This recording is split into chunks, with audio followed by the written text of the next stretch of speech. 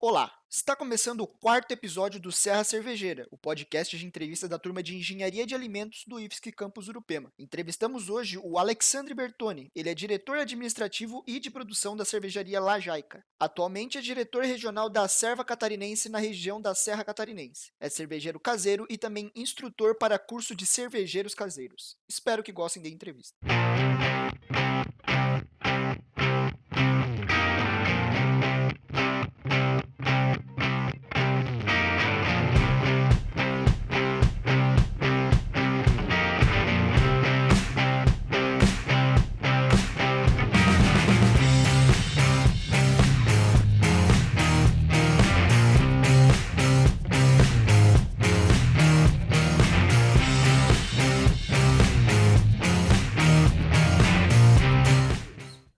Bom dia, Alexandre, tudo bem? Bom dia, tudo tranquilo. Ótimo, então vamos começar com as perguntas. É possível fazer cerveja em casa? Eu preciso de algum tipo de alvará ou permissão para isso? Assim, fazer cerveja em casa você pode fazer tranquilamente, sem problema nenhum, certo?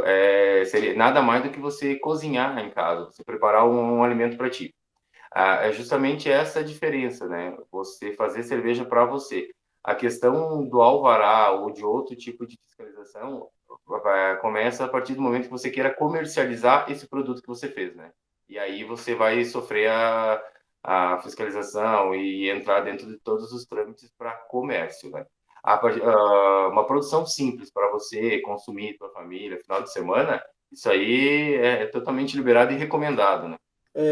Como que eu faço para começar a produzir a minha cerveja em casa? Tá, para você começar a produzir cerveja em casa, você precisa, primeiro de tudo, ter curiosidade e vontade, porque é um processo diferente, é um processo que você tem trabalhoso, você precisa vincular isso, entender o processo todo, você ter tempo para disponibilizar isso. Fora isso, é só conhecimento, buscar, ler. Hoje em dia nós temos a internet aí, um meio de comunicação que você tem tudo que você precisa praticamente. E existem as entidades que te dão suporte. Por exemplo, nós temos a Serva, né, Associação de Cervejeiros Caseiros, que ela te dá um suporte, ela te dá treinamento, cursos, e 2, 3 panelinhas é o suficiente e botar no fogão. Quais são os materiais necessários para cada etapa da produção da cerveja em casa? Tá. Para a produção de cerveja em casa, os materiais necessários, eles são muito parecidos com o equipamento que você tem numa cervejaria hoje, por exemplo. Porque você parte, os materiais básicos, você vai partir para panelas, né? Então a gente tem duas técnicas que é as mesmas no processo industrial, que são duas ou três panelas, ou o single verso, que você usa um saquinho voal. A gente brinca que o cervejeiro caseiro, ele é muito, gosta de uma gambiarra, gosta de usar engenharia alternativa. Então a gente faz um saquinho com um voal, esse voal de cortina mesmo, e você coloca os grãos ali dentro, depois você retira. Então, você precisaria de na etapa inicial, você precisaria de pelo menos uma panela para você fazer a produção do mosto, um fogareiro para você utilizar o aquecimento, depois você precisa de um fermentador. E, claro que se você quiser melhorar o seu processo, você vai adicionar outras coisas, mas basicamente você precisa só disso. E dos ingredientes, né? Quais são as principais diferenças entre uma cerveja artesanal e uma industrializada? Isso aí é um tabu muito grande, é bem complexo falar disso. Porque, principalmente no Brasil, a gente tem.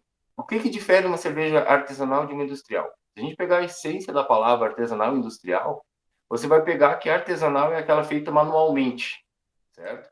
E a industrial é aquela que passa pelo processo industrializado. Mas isso a gente não sabe, não dá para você designar muito bem, por quê? Porque a maioria dos caseiros, muito cervejeiro caseiro, tem um processo industrializado em casa, porque ele já praticamente ele automatizou todo o processo dele. Não deixa de ser um processo quase industrializado. E as grandes cervejarias industrializadas, que têm o processo industrializado, elas produzem cerveja artesanal. Eu gosto muito de uma referência que um amigo meu cervejeiro usa, que ele fala assim, ó, cerveja artesanal é aquela em que o cervejeiro realmente ele trabalha o processo do começo ao fim. Ou seja, ele interfere muito no processo. Não só pelo controle, mas pela produção em si. Ele escolhe por onde aquela cerveja vai passar. Desde o processo de produção dela, do mosto, até o processo de fermentação. Às vezes ele aumenta a temperatura ou baixa a temperatura, que não está nos padrões, porque é uma cerveja que ele quer trabalhar. Então, isso seria uma cerveja artesanal. E a cerveja industrializada passaria pelo todo o processo, só que seria uma cerveja mais mecanizada, certo? Uma cerveja em que ela varia muito pouco, ela passaria sempre pelo mesmo, os critérios seriam os mesmos, ela não tem, digamos, você não produzir uma cerveja diferente de outra. Acontece muito na cerveja artesanal. Este ano fiz uma IPA que ela está maravilhosa, né? Porque eu trabalhei o processo dela, eu interferi muito nela e ela ficou melhor do que as outras. E isso é normal acontecer. Já se você pegar uma cerveja industrializada, a tendência é que o padrão, a variação dentro do padrão da cerveja seja mínimo possível. Qual é a diferença entre uma cerveja especial e uma cerveja tradicional? Eu sou muito assim, ó, que a gente tem aqui no Brasil, a gente tem um foco muito restrito ainda referente a cervejas. Porque se você parar e pensar, não, você não teria cervejas tradicional ou a cerveja ou cervejas artesanais, cervejas diferentes. Nós temos que pensar assim, ó, existem 280 estilos de cerveja. Nós somos acostumados a tomar um estilo de cerveja, e essa que a gente chama de tradicional.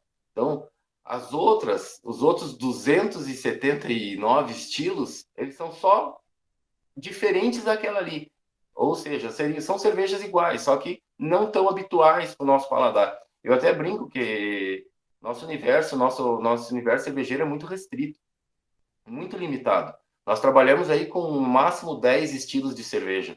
É muito pequeno perto do que a gente tem. Então, a diferença entre essas cervejas, esses estilos diferentes e a cerveja que a gente tem, é justamente essa questão de estilos.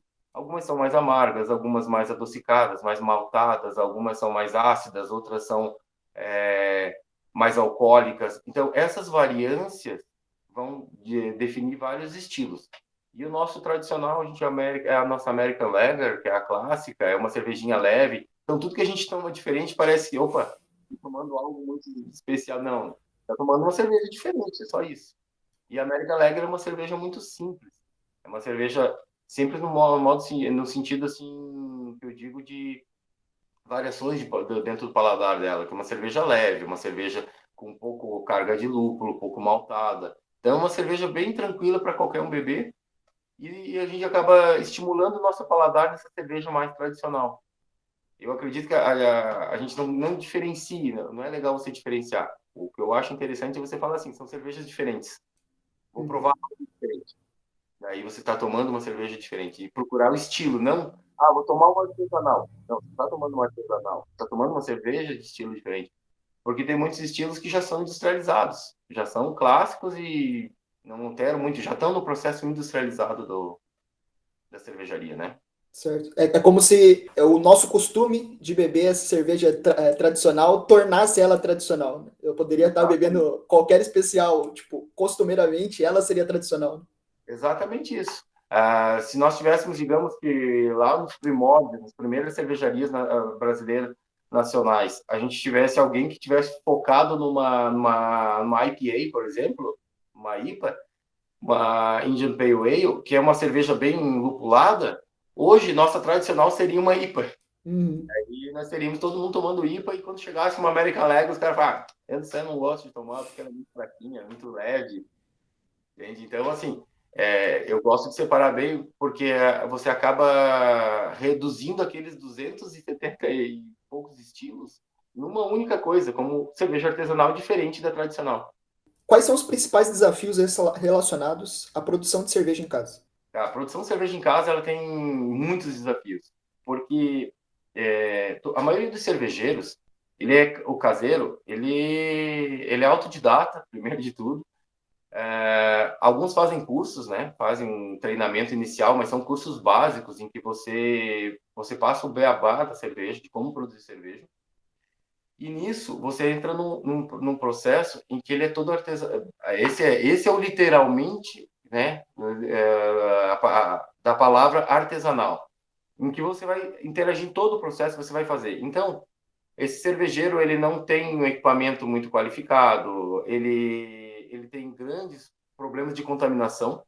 A gente fez um concurso recentemente em que Eu fui um dos juízes do concurso. A gente sempre aparece algumas cervejas com contaminação, porque o processo ele é muito mecânico, muito manual. E o cervejeiro, alguns, eles não têm o conhecimento de como controlar isso. Então, a gente tem esse problema de contaminações.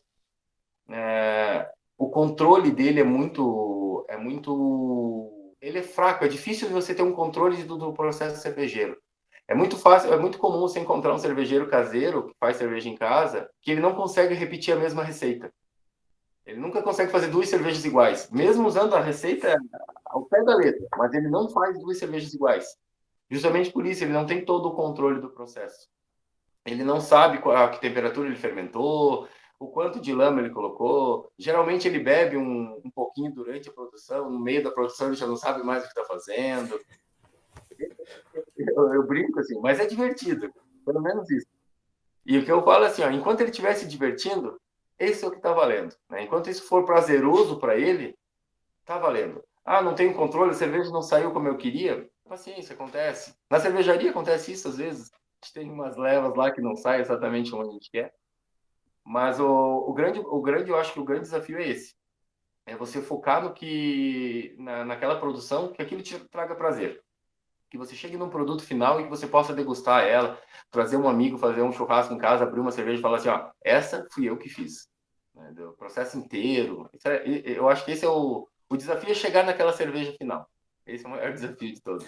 Como será possível viabilizar o crescimento da Serva para que ela seja cada vez mais representativa em todos os envolvidos na cadeia de cerveja artesanal independente no Brasil? Tá? Nós somos privilegiados aqui, porque a serva catarinense, foi a primeira serva, né? Ela é a maior da serva do Brasil, é a mais representativa. Nós temos aí alguns membros que são campeões mundiais, que entraram agora em concursos. Teve um concurso poxa vida, agora eu não vou lembrar qual o país, mas foi o primeiro cervejeiro estrangeiro que medalhou naquele país. Tá? E ele é um cervejeiro caseiro da serva.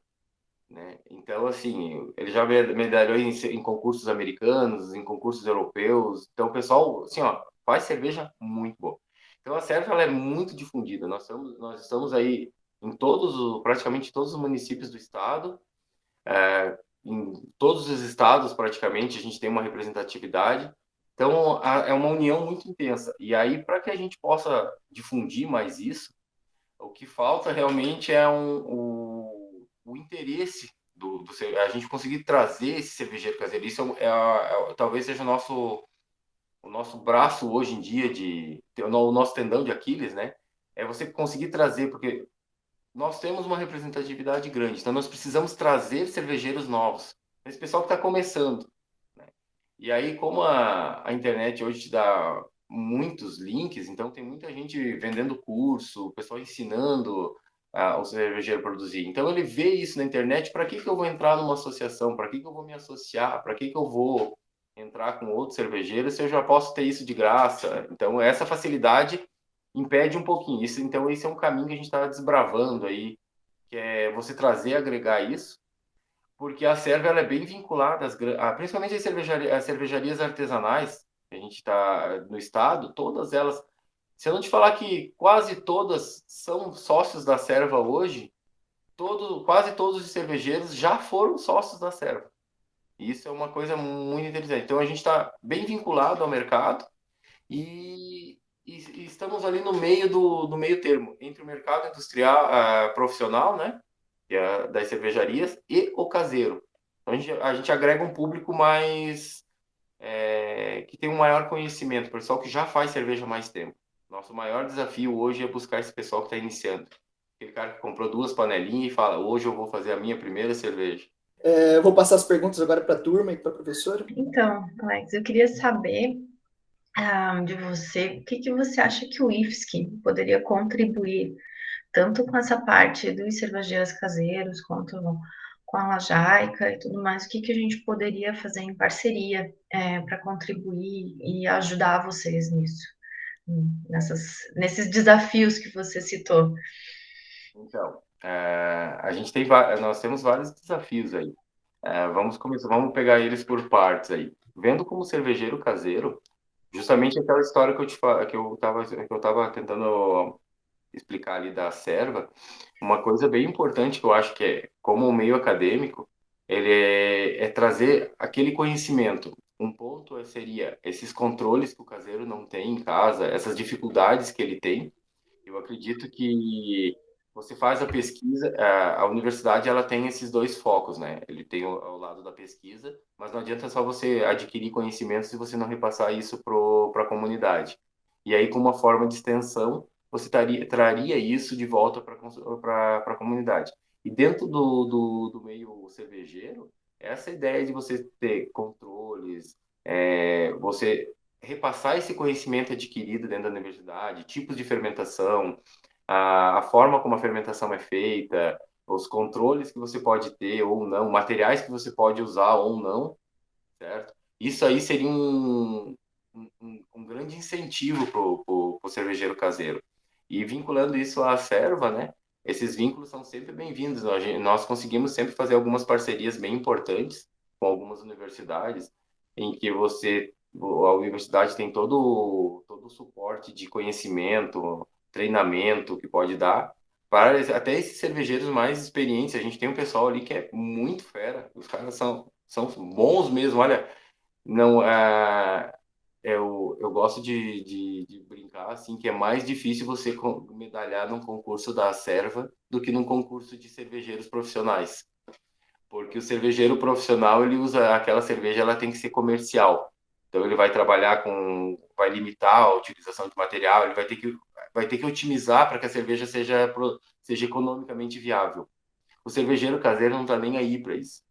Ele deslancha. Se ele tiver que botar o metade do salário dele para produzir aquela cerveja, ele vai colocar, porque ele não quer nem saber. Ele quer que ela fique a melhor cerveja do mundo. Então, enquanto a cervejaria limita aí a 8 gramas por litro de lúpulo, o cervejeiro caseiro, se deixar, ele bota 20.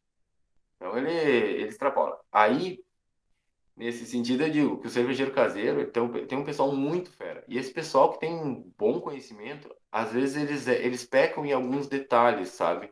Eles ainda estão trabalhando porque tem engenheiro, tem médico, tem mecânico, tem padeiro, tem de tudo, cara. O pessoal então, eles não têm uma base de conhecimento para isso. E eu acho que isso, uma universidade com ideias de pesquisa, de como utilizar melhor o equipamento, como potencializar, por exemplo, a utilização de uma polpa, uma fruta em polpa, o extrato, eu acho que isso vai agregar demais esse outro nicho de cervejeiro, que também já vai auxiliar cervejarias profissionais, né?